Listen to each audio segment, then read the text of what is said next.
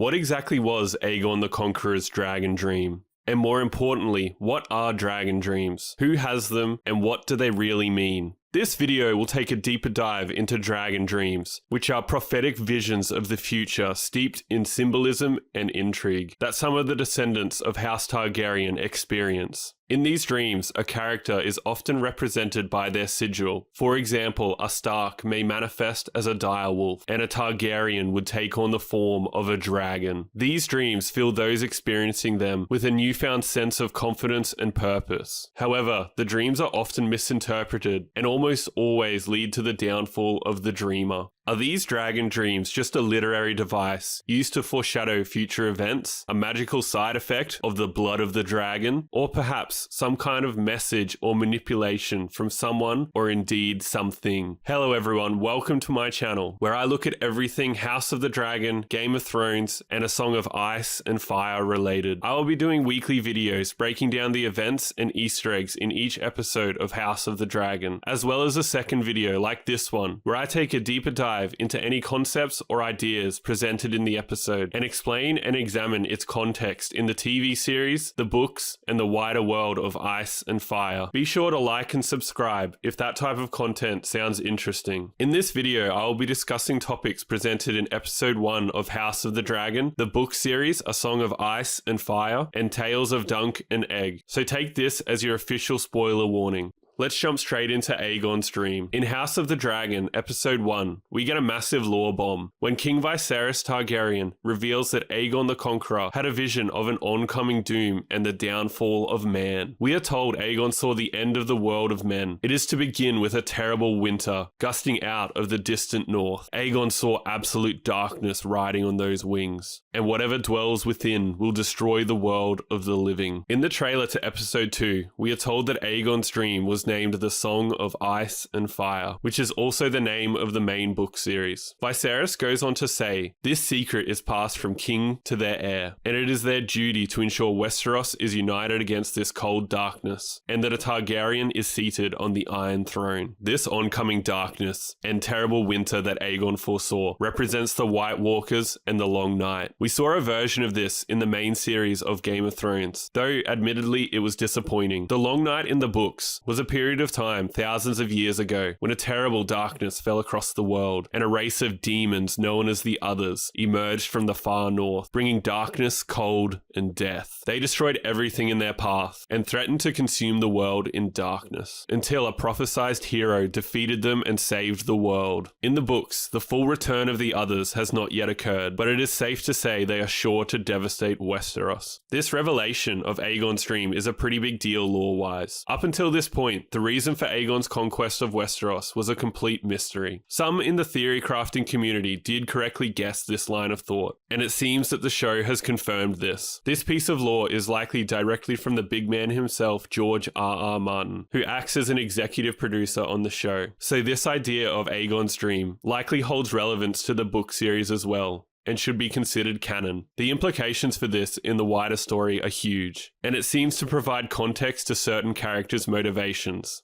Rhaegar among them, but more on this later. It should be noted that there are many characters throughout A Song of Ice and Fire who have dreams prophetic in nature, despite not being a Targaryen. The majority of these other dreams and visions are almost certainly sent from powerful magic users, like Bloodraven, Quaithe, and even Euron Greyjoy. These individuals seem capable of sending dreams in an attempt to manipulate various characters, pushing them to places of importance, and indeed providing them a new purpose. Keep the idea that these dragon dreams could contain a message in your mind as you watch the video. But what exactly could this message be? To understand this aspect, we first need to take a look at the other dragon dreams experienced by members of House Targaryen. Many Targaryens throughout history experienced dragon dreams. The first recorded case was that of Daenys The Dreamer, the great-great-great-grandmother of Aegon the Conqueror. She foresaw the doom of Valyria, a cataclysmic event that would cause the complete destruction of Valyria, their empire, and almost every living dragon. Daenys convinced convinced her father, Aegon Targaryen, that the dream was real and that they should leave Valyria. Her father moved the entire Valyrian family, their wealth, and most importantly, their dragons to Dragonstone, off the eastern coast of Westeros. Aenar's faith in his daughter's dragon dreams seems to be unquestionable, and 12 years later, the doom came to Valyria, just as Daenys had foresaw. This left the Targaryens with 5 of the remaining dragons in the world, Balerion among them. Daenys seems to be an outlier among those who experienced dragon dreams. She was successful in interpreting the dream, and more importantly, took the correct course of action, able to actually benefit from this vision of the future.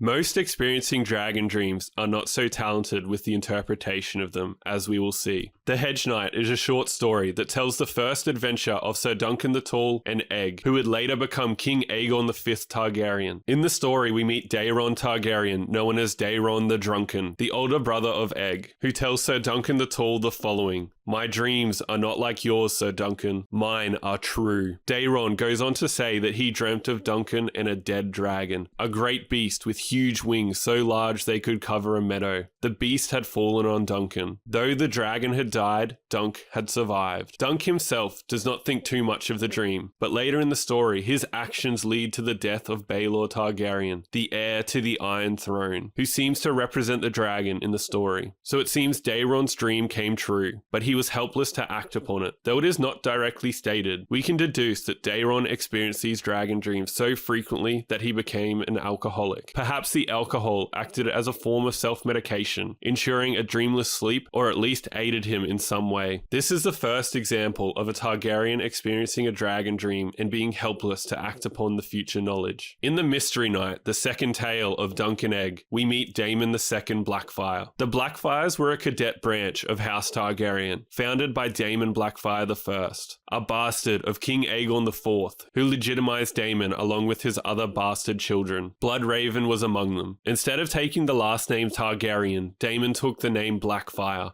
after the Valyrian steel sword of House Targaryen of the same name. The sword was granted to him by Aegon IV, his father, after Daemon won a squire's tourney at the age of 12 and was knighted. The Blackfyres would lead a series of rebellions against House Targaryen, ending in the extinction of House Blackfyre. The topic of the Blackfyres is long and best saved for another video, but all you need to know is that Daemon II Blackfyre, the son of Daemon I, had at least an amount of Targaryen heritage, and subsequently possessed blood of the dragon, a magical component that seems to be linked to these dragon dreams. Daemon reveals that he has had at least 2 dragon dreams, one where he saw Sir Duncan appear to him all in white. This foreshadows Duncan becoming a member of the Kingsguard. The second dream was arguably more important, where Daemon dreams of an egg hatching at White Walls. He thinks it's going to be a real dragon, but just as in Daeron's dream, the dragons are often a representation of a Targaryen. Despite this, Daemon is so convinced he bets his life on claiming the dragon, and plans a conquest of Westeros around it. However, a dragon does not hatch, and Daemon is captured by Bloodraven and eventually dies while imprisoned.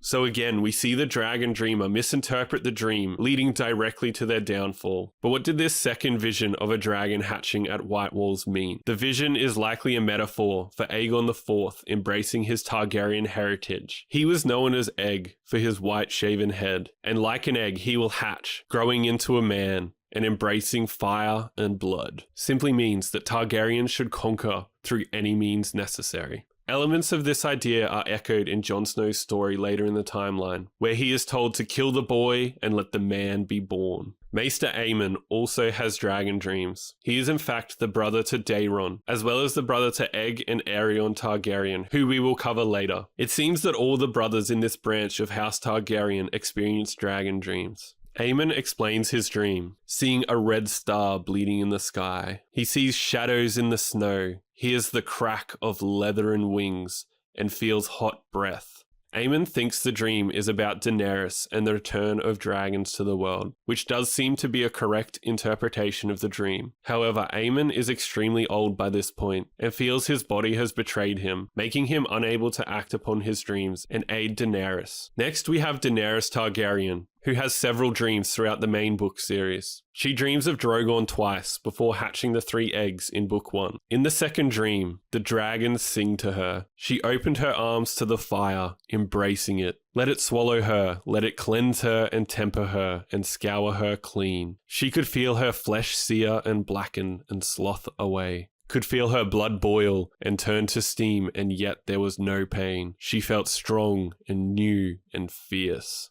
This dream seems to foreshadow Dany entering the funeral pyre to hatch the dragons, but it also seems to awaken something strong, new, and fierce inside of her. This dream seems similar to Daemon Blackfyre's dream, where dragon eggs hatch, which seems to be a representation of the awakening of the true Targaryen inside, who embraces the blood of the dragon with fire and blood. Daenerys seems to get the first part about the hatching of the dragons right, but up until the end of A Dance of Dragons, the most recent book, she really struggles with embracing fire and blood and the true Targaryen way. Her next dream is as follows. That night she dreamt she was Rhaegar, riding to the trident, but she was mounted on a dragon, not a horse. When she saw the usurper's rebel host across the river, they were armored all in ice, but she bathed them in dragon fire, and they melted away like dew and turned the trident into a torrent. Some small part of her knew that she was dreaming, but another part exulted. This is how it is meant to be. This dream seems to foreshadow that she will face the others in a great battle at the Trident with the aid of her dragons, and where her brother Rhaegar had fallen in battle against Robert Baratheon the usurper decades prior,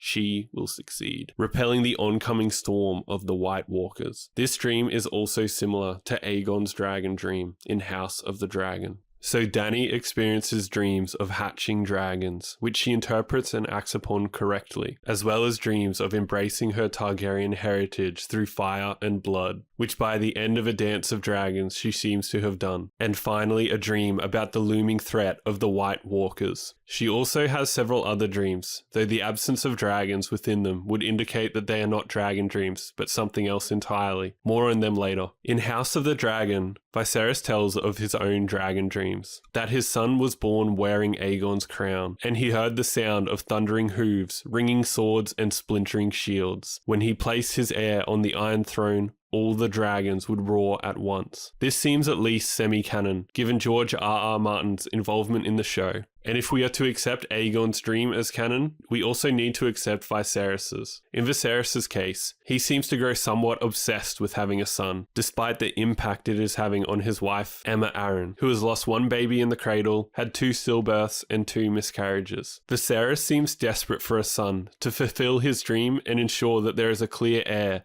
to keep the realm from civil war. This obsession leads to the death of his queen in a brutal scene, and puts the matter of his succession squarely at the forefront, and will likely contribute to his overall downfall. There are a handful of other Targaryens who likely have had dragon dreams given their strange actions. Aerion Targaryen, known as Aerion Brightflame, the brother of Aegon V, Daeron, and Aemond, likely experienced dragon dreams. Aerion died consuming a cup of wildfire, a flammable liquid that burns with an emerald flame. Aerion seems to have believed that this would turn him into a dragon. Given this absurd belief, we can deduce that he experienced some kind of dragon dream that led him to this conclusion, providing yet another example of dreams being misinterpreted and leading directly to a character's downfall. Aerys II Targaryen, known as the Mad King, might have experienced a similar wildfire-related dream. We are told that Aerys intended to ignite caches of wildfire he had stored around King's Landing, believing that the Great Fire would kill everyone, but he himself would be transformed into a dragon, much as Aerion Brightflame had thought before him. Aerys can be added to the list of those who have misinterpreted a dream, grown obsessed with it, and that dream has directly led to his downfall. Dragon dreams could also be a potential cause or catalyst that leads to the so-called Targaryen madness. It appears Aerys and Aerion had come to the same conclusion, that wildfire would turn them into dragons. But what does this mean? Perhaps wildfire is important in the hatching of dragons. But this doesn't seem correct, as when Dany hatched her dragons, there was no wildfire. So maybe it's important in another way, and it will potentially be used in the fight against the White Walkers. as all his brothers before him, Aegon V Targaryen, known as Egg, likely also experienced dragon dreams. We are told that in his later years he grew obsessed with the idea of hatching dragons. Becoming convinced he had cracked the recipe, he invited his entire family to Summerhall, a royal castle where the family would vacation. Aegon, along with his family, brought 7 dragon eggs, pyromancers, and wildfire to aid in the birth of dragons. As you might have guessed, something went terribly wrong, leading to the tragedy at Summerhall, where a raging inferno consumed the castle,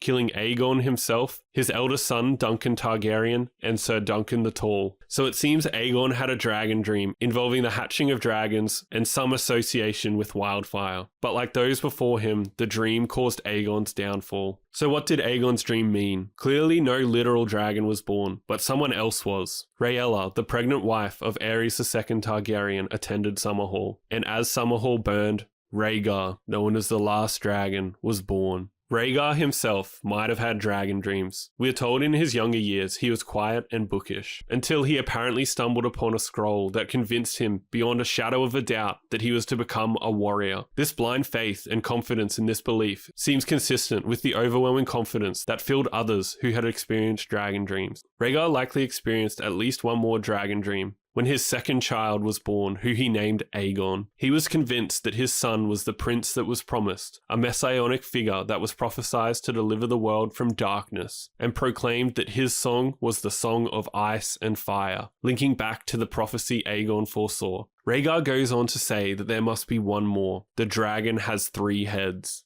Rhaegar seems to be talking about a dream where he witnessed a dragon with 3 heads. It seems he believes the dragon to be a representation of his 3 children. By this point, he already had a daughter, Rhaenys, and now a son, Aegon, through his wife, Elia Martell. So he felt that he must have a 3rd child for the prophecy to come true. Unfortunately, Elia by this point was sickly, and the maesters believed that she would not be able to bear another child. Rhaegar avoids the mistake of Viserys in House of the Dragon, and instead of continually trying for a final child with his current wife, it seems he sought another. This second wife is almost certainly Lyanna Stark, and the 3rd head of the dragon would be Jon Snow. Rhaegar managed to decipher part of his dream, recognizing that the dragon with 3 heads represented 3 Targaryens, who would face the oncoming never-ending winter and the White Walkers. However, Rhaegar appears to have been wrong as to which dragons were represented in his dream, as we know for certain that at least one of his children, Rhaenys, was killed. Rhaegar was so convinced by his visions and the prophecies that he had read that he ventured forth to the Trident to put an end to Robert's rebellion. This confidence and self-belief would lead him to face Robert Baratheon in combat. Though Rhaegar himself was a great warrior, Robert at this point in time was in his prime and was almost unstoppable, being 6'5" and 300 pounds of pure fury. Rhaegar, ultimately misguided by his visions, would meet his doom to Robert and his warhammer. So what does it all mean? It seems that many dragon dreams share similarities and a common thread. The hatching of dragons, embracing the Targaryen blood of the dragon, wildfire as an ingredient to hatch a dragon, or to be used in the fight against the White Walkers, and the idea of a never-ending winter and the invasion of the others. These elements seem to form a message. Dragons will hatch, bringing forth a true Targaryen, the prince that was promised, whose song will be the song of ice and fire, who will face the doom of man and the never-ending winter, repelling the White Walkers with dragons and wildfire. But if indeed this is a message, who sent it? I will put forward 4 possibilities. As mentioned at the start of this video, many characters throughout A Song of Ice and Fire have dreams prophetic in nature, despite not being a Targaryen. Bran, Jojen, Patchface, Jaime, and Euron Greyjoy, to name a few. Each of these characters are granted these dreams by someone attempting to manipulate them into taking a certain action or venturing to a location. We know Bloodraven seems to be sending visions and manipulating a lot of characters, granting visions to Bran and Jojen to come north of the wall. He also likely sends Jon Snow visions. We read of Jon in a dream where he faces the army of the dead, clad in black ice armor, wielding a flaming sword while atop the wall. We also read of Jaime, who had a dream while resting on a weirwood stump, linked to the type of magic that Bloodraven wields. In the dream, Jaime, along with Brienne, faced the shades of Aerys Kingsguard and Rhaegar Targaryen, who question why he broke his oaths. This is one of the catalysts that pushed Jaime into his redemption arc, to uphold his knightly vows. His first action after waking is to return to Brienne, who has been held at Harrenhal and is facing a bear. Clearly, the visions granted by Bloodraven changed the trajectory of these characters' lives, impacting them in a similar way that dragon dreams impact members of House Targaryen. Another magic user, Quaithe, also seems capable of sending visions. When meeting Dany, Quaithe notably touches Dany's wrist, which we are told tingles for a time after. It is likely that Quaithe created a magical tether between Daenerys and herself. From this point forward, Quaithe manifests to Dany in dreams. In one dream, Quaithe warns of oncoming challenges and enemies. When Dany asks Quaithe what it all means, Quaithe tells Dany, "It is to show you the way, Daenerys. Remember who you are, the blood of the dragon." In another vision, Quaithe reinforces this idea, saying, "Remember who you are, Daenerys. The dragons know. Do you?" This idea of embracing the heritage of the blood of the dragon seems to echo some of the other dragon dreams we have discussed. Euron Greyjoy also might be capable of granting visions. He has been chugging Shade of the Evening, which the warlocks of Quaithe drank, the very same who granted visions to Daenerys in the House of the Undying. Shade of the Evening, a seemingly magical substance, shares similarities to the weirwood paste that Bran consumes to aid in opening his third eye and enhancing his magical abilities and potential. We can assume that the drink is linked in some way to magic and the ability to grant visions. We see Shade of the Evening in a pre-release chapter of The Winds of Winter. Euron forces his brother Aeron to drink the substance. Aeron has a vision of Euron's coming apocalypse, which, like dragon dreams, is steeped in symbolism, with Euron himself appearing as an eldritch horror, taking on the form of the drowned god, seated on the Iron Throne. Euron's apocalypse deserves its own video, but all you need to know is that he clearly has the ability to grant visions that are not dissimilar to dragon dreams. All of the characters listed have the ability to grant prophetic dreams, with similarities to dragon dreams. However, they are all born well after the death of Aegon the Conqueror and could not have feasibly granted him such a vision. It is possible that there is an entity that is yet to reveal itself that is granting these visions. Melisandre has visions of Bran and Bloodraven and believes them to be champions of the Great Other, the antagonist to her god in the religion of R'hllor. An extension of this theory is that Bran is the Great Other. Let me explain. In the show, we see Bran view events in the past through his green seeing ability. As an inexperienced green seer, he attempts to warg into Hodor, but he accidentally wargs into both past and present Hodor, scrambling Hodor's mind. This event is yet to happen in the books, but it seems likely to occur. This could mean once Bran has completely unlocked his full magical potential, he could have the ability to grant dreams to other individuals, as we know Bloodraven can do. Perhaps Bran will take it a step further, and while green seeing in the past, he will grant dragon dreams to members of House Targaryen throughout history, warning them of the threat of the White Walkers, and provide the necessary information to hatch dragons to aid in the fight. Unfortunately, the visions he grants scramble the mind of those experiencing them and eventually lead to their downfall. Admittedly, this is a pretty out there theory. Perhaps dragon dreams are the result of the actions of the ancient Targaryens, who it is rumored performed some kind of genetic magical blood ritual where they spliced their genes with that of dragons, creating a magical link between Targaryens and dragons, which granted them control over the beasts. This idea gives a more literal sense to the phrase blood of the dragon, and explains why the Targaryens wanted to maintain their bloodline through the rampant incest. This genetic splicing might have had some unwanted side effects. For example, we are told that some Targaryens are born with draconic features, having scales, wings, and even tails. Daenerys' child might have been one such birth. We are told that her son Rhaegar was inhuman, hideously deformed, and covered in dragon-like scales. He had the stub of a tail, small leather wings, reminiscent of a bat. So dragon dreams could be the result of this ancient magic, manifesting as a strange magical mutation in select members of House Targaryen.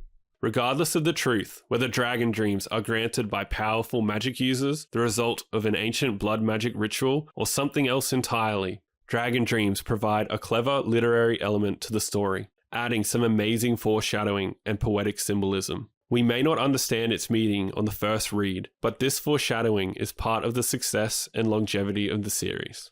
and I think in here lies the brilliance of George R. R. Martin's writing. Multiple conclusions can be drawn by those reading the text, which can prompt everyone to form their own headcanon as to what and why things are the way they are in this world. If you made it this far, thanks for watching. Like and subscribe for more. Cheers.